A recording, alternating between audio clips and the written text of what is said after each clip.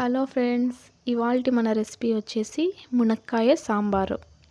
మునక్కాయలు ఇలా చిన్న చిన్న ముక్కలుగా కట్ చేసి కడిగి పక్కన పెట్టుకోవాలి. అలాగే కందిపప్పు, టమోటాలు ఇవి కూడా ఒకసారి కడిగి పెట్టుకోవాలి. ఇప్పుడు ముక్కలు కట్ చేసి పెట్టుకున్నాం కదా మునక్కాయలు, అవి ఇందులో వేసేసుకోవాలి. అలాగే ధనియాల పొడి,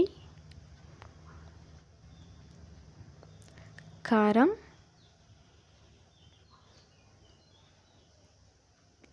పసుపు, కొంచెం చింతపండు వేసుకోవాలి. ఇవన్నీ వేసుకునేసిన తర్వాత ఉప్పు, తగినన్ని నీళ్ళు పోసుకోవాలి.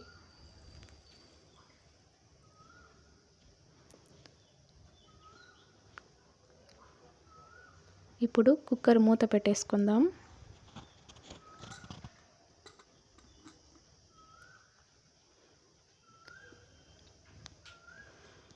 మూత పెట్టేసుకొని మీడియం ఫ్లేమ్లో స్టవ్ మీద పెట్టుకోవాలి.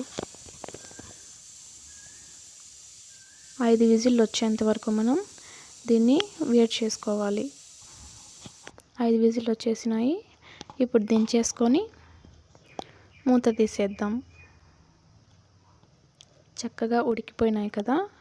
ఈ మునక్కాయలు మాత్రం పక్కకు తీసి పెట్టేసుకోవాలి.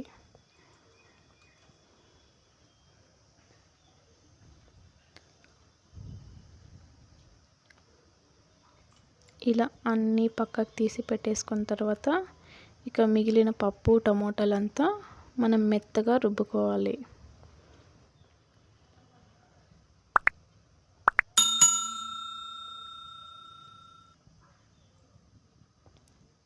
ఓకే, మెత్తగా రుబ్బేసుకున్నాం కదా.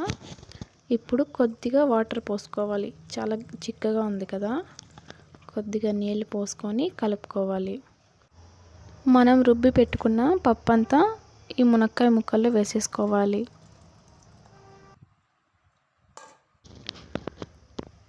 పోపు కోసం ఆవాలు, ఎండుమిరపకాయలు, ఎర్రగడ్డలు, అలాగే కరివేపాకు. ఒక బాండ్లీ పెట్టుకొని అందులో ఆయిల్ వేసుకొని వేడైన తర్వాత ఎండుమిరపకాయలు, ఆవాలు, ఉల్లిపాయలు, కరివేపాకు అంతా వేసుకొని వేయించుకోవాలి.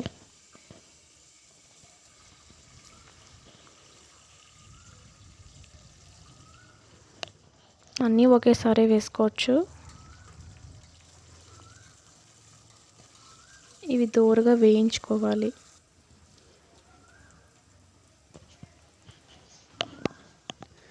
చూసారు కదా, వేగిపోయినాయి.